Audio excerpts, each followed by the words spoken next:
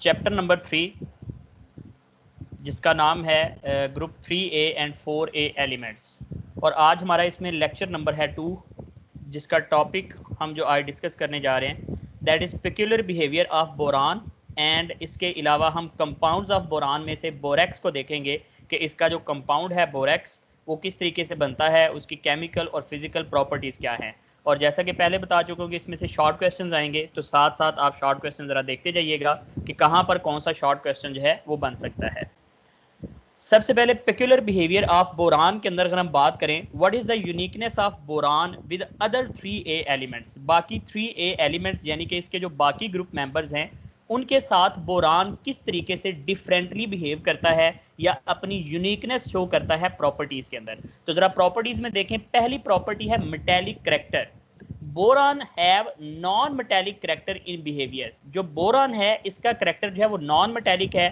मैंने इसको बताया था कि ये सेमी मेटल है, तो सेमी मेटल होने से मुराद ये है कि ना ही ये प्योरली नॉन मेटल है और ना ही ये प्योरली मेटल है। तो नॉन मेटेलिक करैक्टर भी इसके अंदर है और मेटेलिक करैक्टर भी इसके अंदर है। तो नॉन मेटेलिक इन बिहेवियर है, जबकि बाकी 3A के जो मेंबर्स हैं वो सारी की सारी मेटल्स हैं, तो दे ऑल आर मेटल्स। तो पहला इसमें जो है वो पेक्यूलर बिहेवियर ये आया कि boron shows non metallic behaviour while other 3A elements are pure metals.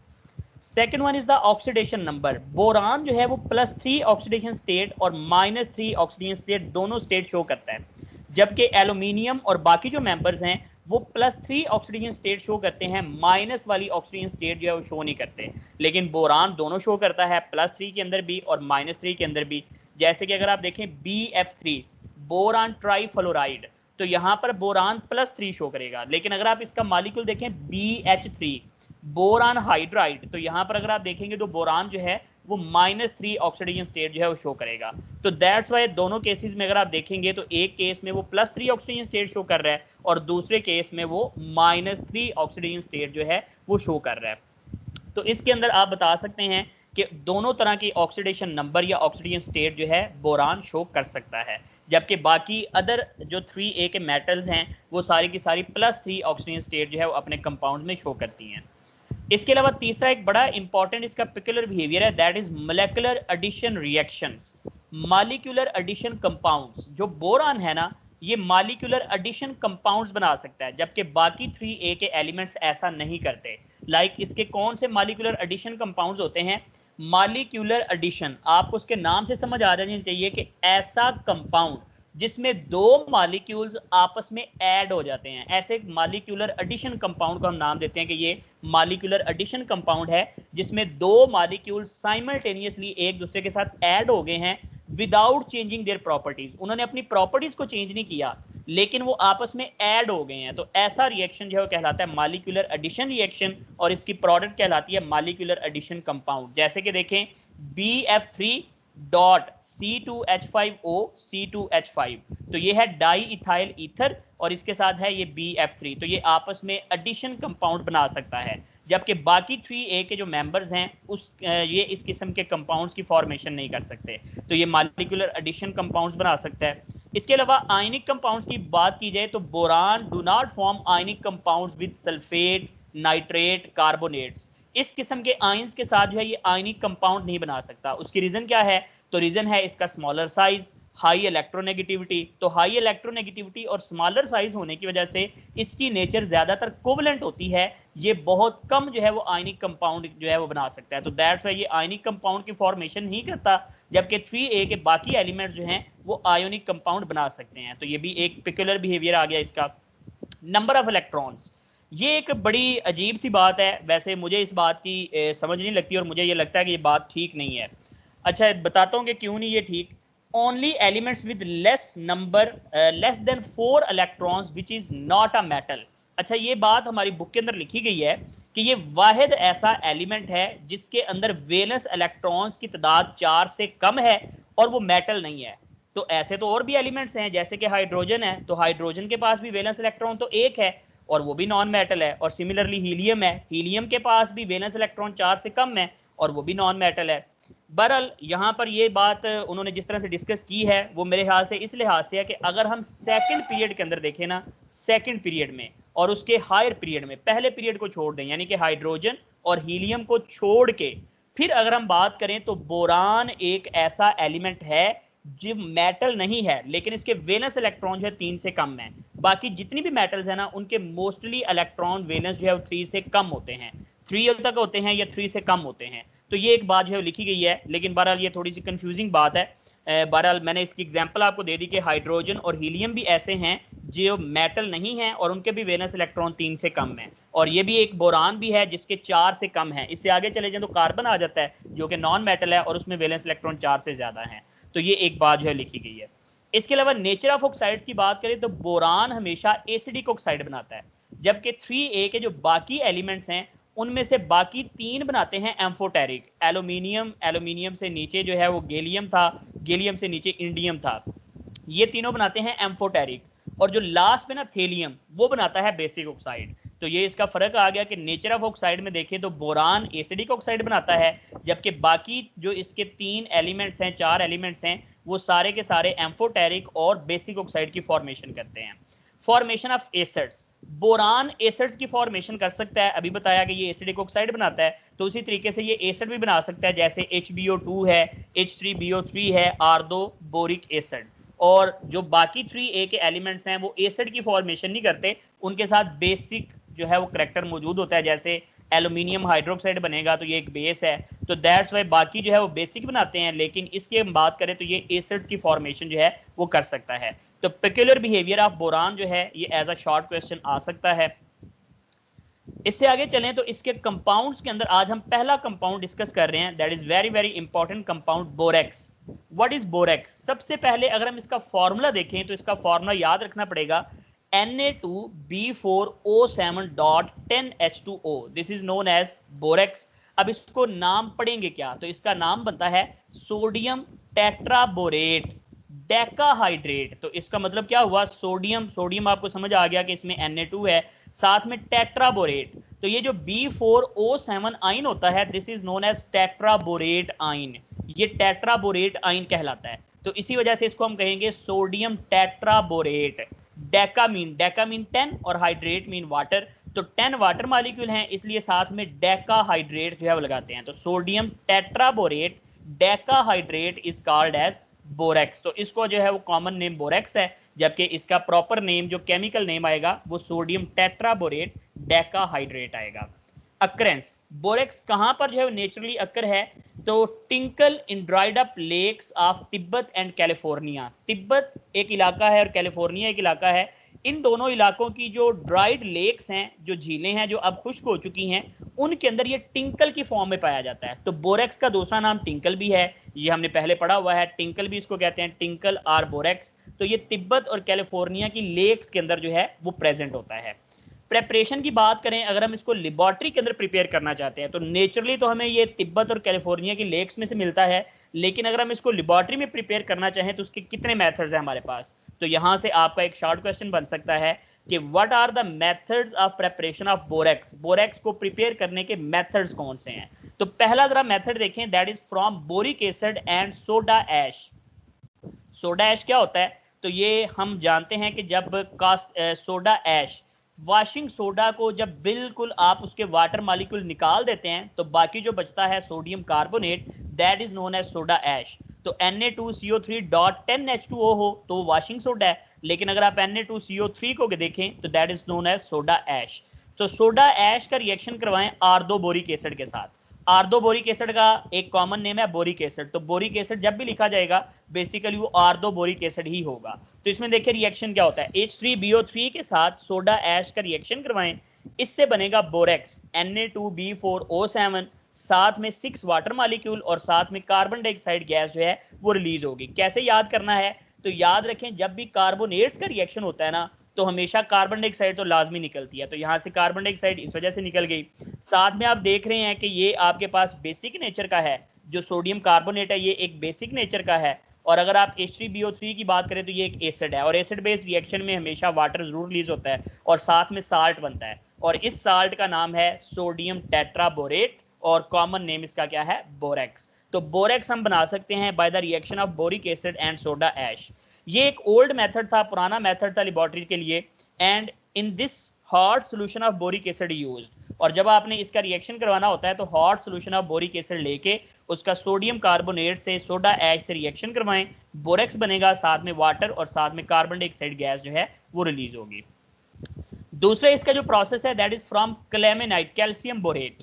Calcium borate यानी कि क्लेमेनाइट से भी हम इसको प्रिपेयर कर सकते हैं। तो कैल्शियम बोरेट का दूसरा नाम जो है क्या है, क्लेमेनाइट। क्लेमेनाइट का भी फॉर्मूला आपने पढ़ा था Ca2B6O11। तो ये हमारे पास क्लेमेनाइट है या कैल्शियम बोरेट है। अगर हम इसका रिएक्शन भी करवाएं ना सोडा ऐश के साथ Na2CO3 के साथ, तो इससे भी हमारे पास बन जाता है। लाइक इससे किस तरह से बनेगा, तो Na2CO3 से रिएक्ट करके ये कैल्शियम इस कार्बोनेट के साथ मिलेगा और क्या बन जाएगा, कैल्शियम कार्बोनेट। बाकी साथ में बनेगा बोरेक्स और साथ में बनेगा sodium borate NaBO2 sodium borate. तो ये जो सोडियम बोरेट है अगर इसमें से कार्बन डाइऑक्साइड पास की जाए तो ये चूंकि एक सोल्यूशन होता है, सोल्यूशन के अंदर से हम क्रिस्टलाइज कर लेते हैं पहले बोरेक्स को, बोरेक्स पहले निकल आई, बाकी जो मदर लिक्विड बचता है उस मदर लिक्विड के अंदर से अगर हम मजीद कार्बन डाइऑक्साइड पास करवाएं तो उससे मजीद बोरेक्स हमें हासिल होता है। और वो किस तरह से रिएक्शन होगा, तो उस केस में हमें वापस जो है वो Na2CO3 मिलेगा और साथ में Na2B4O7 बन जाएगा जो कि बोरेक्स है। तो कैल्शियम बोरेट यानी कि क्लेमेनाइट से भी हम इसको प्रिपेयर कर सकते हैं। And this is the modern method and crystals of borax are produced. और इसके अंदर हमें बोरेक्स के जो है वो प्रॉपर क्रिस्टल्स मिलते हैं। CO2 is added to yield more borax. तो जैसा मैंने बताया कि जो मदर लिक्विड बचेगा जो क्रिस्टलाइजेशन के बाद, उसमें से अगर आप कार्बन डाइऑक्साइड को पास करते हैं तो मजीद बोरेक्स हमें मिलता है जो कि इसकी यील्ड को बढ़ा देता है। तो दैट्स वे दूसरा मेथड ये है। तीसरा मेथड है फ्रॉम टिंकल। टिंकल जैसे बताया कि इसकी वो ड्राइड अप लेक्स के अंदर ऑफ कैलिफोर्निया एंड तिब्बत में से जब निकलेगा तो वो टिंकल की फॉर्म में होगा। इस टिंकल को आप वाटर के अंदर डिजोल्व करें, tinkle dissolve in water, evaporation is carried out, बाद में उसकी अवेपोरेशन करवा दें, जितना भी पानी उसमें से होगा वो अवेपोरेट हो जाएगा और क्रिस्टल्स ऑफ बोरेक्स जो है वहां से सेपरेट आउट होंगे। तो ये हमारे पास इसका तीसरा मेथड है। जैसा मैंने पहले बताया कि ये एक शॉर्ट क्वेश्चन आ सकता है कि बोरेक्स को प्रिपेयर करने के आप जो है वो मेथड लिखें। अच्छा, एक और बड़ी मजे की बात है, वो आपने थोड़ा सा साथ साथ देखते जाना है। अगर मैं इधर पीछे आऊं तो मैंने आपको क्या करवाया, मैंने कहा बोरिक एसिड और सोडा ऐश का रिएक्शन। तो जब हम आगे बोरिक एसिड पढ़ेंगे ना तो ये रिएक्शन दोबारा से आएगा, वहां पर ये क्या होगा, तो वहां पर आएगा कि बोरिक एसिड का रिएक्शन लिखें किसके साथ, सोडा ऐश के साथ। तो इसका मतलब है क्वेश्चन को पूछने के दो तरीके हैं। एक तो ये है कि बोरेक्स की प्रेपरेशन लिखें और दूसरा तरीका क्या है कि आर्दो बोरिक एसिड का सोडा ऐश के साथ रिएक्शन लिखें। तो दोनों तरह से क्वेश्चन पूछा जा सकता है और अगले टॉपिक के अंदर ये दोबारा क्वेश्चन जो है वो रिपीट होगा। नेक्स्ट हम चलते हैं। तो नेक्स्ट हमारे पास प्रॉपर्टीज ऑफ बोरेक्स, जिसमें पहले फिजिकल प्रॉपर्टीज हैं और बाद में केमिकल प्रॉपर्टीज हैं। तो बोरेक्स की फिजिकल प्रॉपर्टी में सबसे पहले अगर हम देखें तो ये वाइट कलर का क्रिस्टलाइन सॉलिड होता है, वाइट कलर का क्रिस्टलाइन सॉलिड है। सॉल्युबिलिटी पे इसका बड़ा क्वेश्चन आता होता है, शॉर्ट क्वेश्चन। वो किस तरह से, लाइक इसमें देखें सॉल्युबिलिटी इसकी ना काफी वेरिएट करता है with the variation of temperature. Like अगर आप 10 डिग्री सेल्सियस के ऊपर जो है वो वाटर के अंदर इसकी सॉल्युबिलिटी देखें तो दैट इज ओनली 3 ग्राम पर 100 ग्राम ऑफ वाटर। यानी कि 100 ग्राम ऑफ वाटर के अंदर सिर्फ ये कितने ग्राम सॉल्युबल होता है, 3 ग्राम सॉल्युबल होता है एट 10 डिग्री सेल्सियस। लेकिन अगर आप इसकी सॉल्युबिलिटी 100 डिग्री सेल्सियस पे चेक करें तो दैट इज 99.3 ग्राम पर 100 ग्राम ऑफ वाटर। तो ये तकरीबन 99.3 ग्राम जो है वो वाटर के अंदर, 100 ग्राम वाटर के अंदर डिसॉल्व हो जाता है। तो इसका मतलब है सॉल्युबिलिटी बहुत वेरिएट की है। 10 डिग्री सेल्सियस पे जस्ट 3 ग्राम है और 100 डिग्री सेल्सियस पर जाते हुए 99.3 ग्राम जो है ये हो गया है। तो that's why solubility with the increase in temperature ये इंक्रीज करती है। तो दैट्स वाई यहाँ से शॉर्ट क्वेश्चन इसकी सॉल्युबिलिटी के ऊपर आता है कि इसकी सॉल्युबिलिटी डिस्कस करें। तो आप बताएंगे कि 10 डिग्री सेल्सियस के ऊपर 3 ग्राम पर 100 ग्राम ऑफ वाटर डिसॉल्व होता है, जबकि 100 डिग्री सेल्सियस के ऊपर 99.3 ग्राम पर 100 ग्राम ऑफ वाटर ये डिसॉल्व होता है।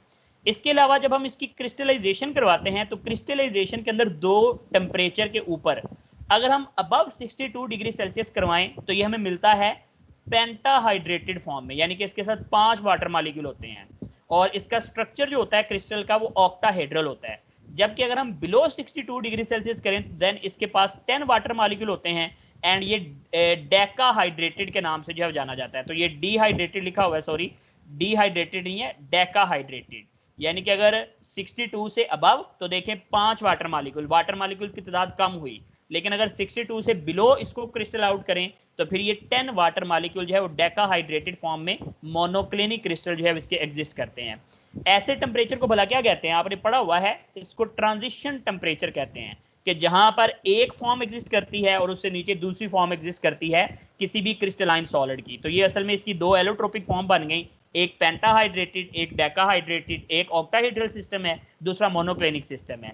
तो ये असल में उसका ट्रांजिशन टेम्परेचर है 62 डिग्री सेल्सियस, जिससे अबव जो है वो पेंटाहाइड्रेटेड है और जिससे बिलो जो है वो डेकाहाइड्रेटेड मोनोक्लिनिक है। यहां से शॉर्ट क्वेश्चन दो बन गए, एक सॉल्युबिलिटी के लिहाज से और एक इसकी ये क्रिस्टलाइजेशन के लिहाज से, कि 62 डिग्री सेल्सियस से अबव ये किस शेप में रहता है और 62 डिग्री से बिलो ये किस शेप में रहता है। दूसरा इसमें केमिकल प्रॉपर्टीज आ जाती हैं। उसमें पहली प्रॉपर्टी है हाइड्रोलिसिस, यानी कि dissolved in water and ionises as. जब हम इसका हाइड्रोलिसिस करवाते हैं ना, तो जरा देखें क्या बनेगा। Na2B4O7 जब वाटर से रिएक्ट करेगा तो ये बनाएगा आर्दो बोरिक एसिड H3BO3 और साथ में बनाएगा NaOH। अब यहां से आप जरा खुद देखें, गौर करें, तो आपको पता चलेगा कि आर्दो बोरिक एसिड जो है ये एक वीक एसिड है, जबकि NaOH क्या है, स्ट्रॉन्ग बेस है।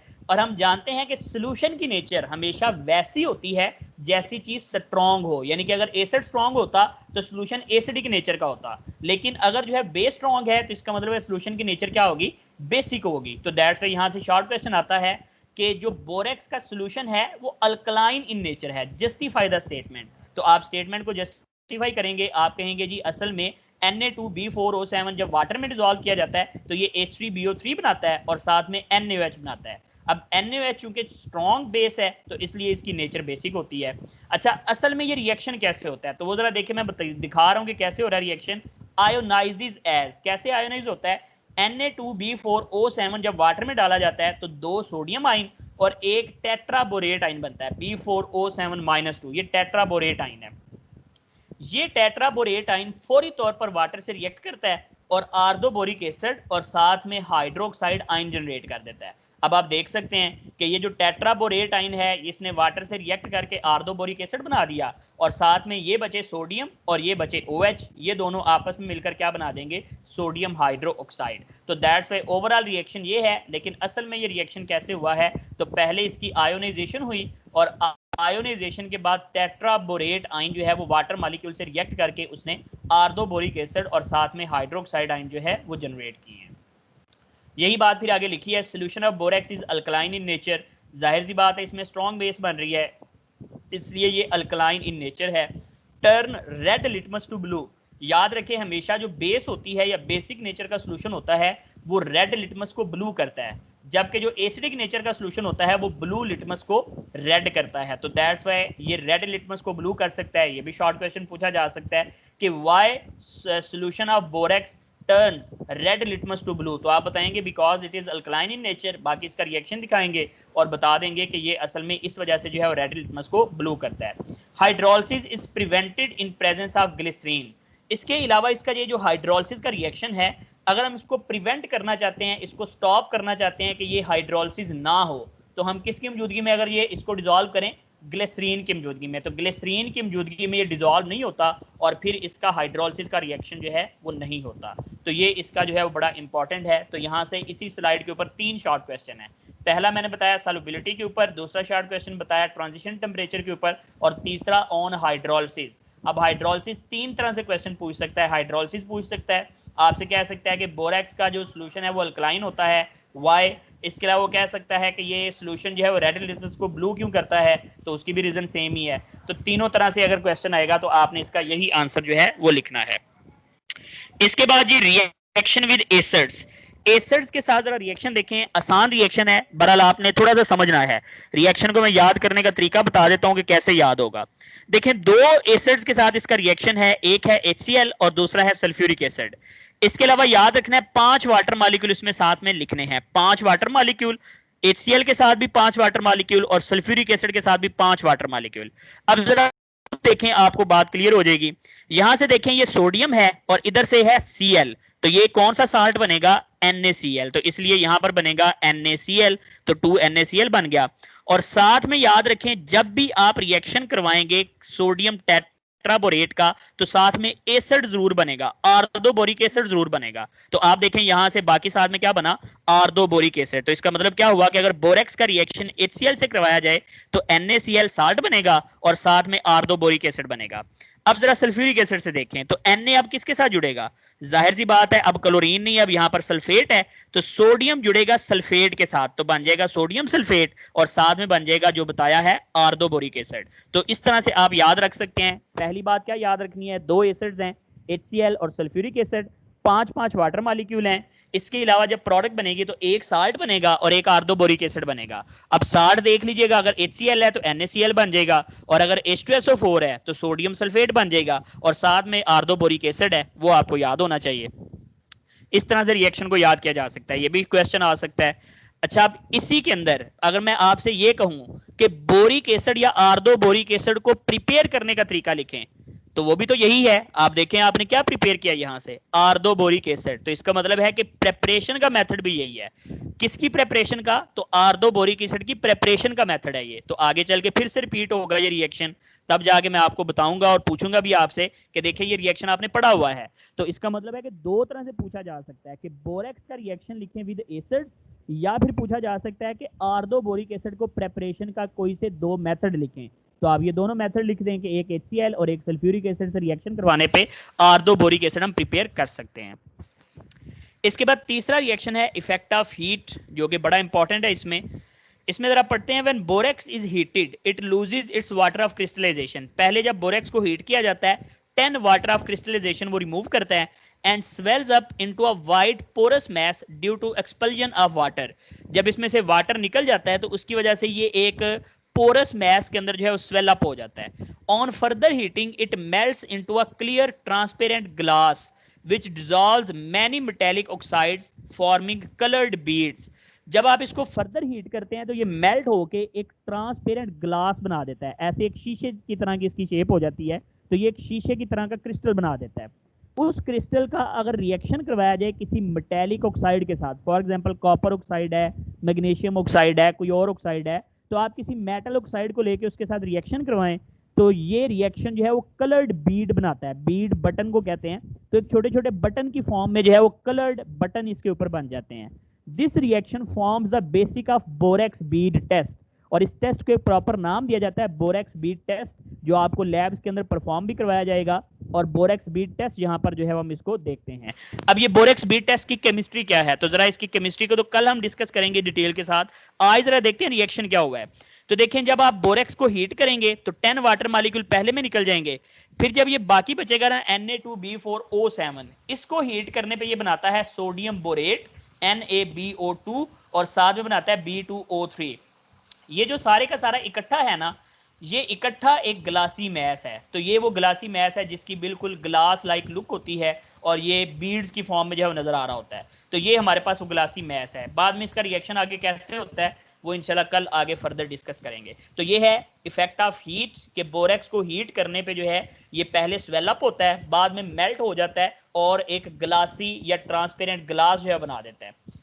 इसके बाद है जी रिएक्शन विद एल्यूमिनियम क्लोराइड। अगर आप इसका एल्यूमिनियम क्लोराइड, ये एल्यूमिनियम नहीं आएगा, अमोनियम आएगा, अमोनियम क्लोराइड, ठीक है। तो reaction with ammonium chloride, aluminium नहीं है सॉरी, अमोनियम क्लोराइड। तो इसमें देखें बोरान नाइट्राइड जो है वो प्रोड्यूस होगा। तो इसमें रिएक्शन क्या है, Na2B4S7 प्लस NH4Cl, इसका रिएक्शन करवाएं NaCl बनेगा, साथ में बोरान नाइट्राइड Bn बनेगा, साथ में B2O3 और साथ में वाटर मॉलिक्यूल।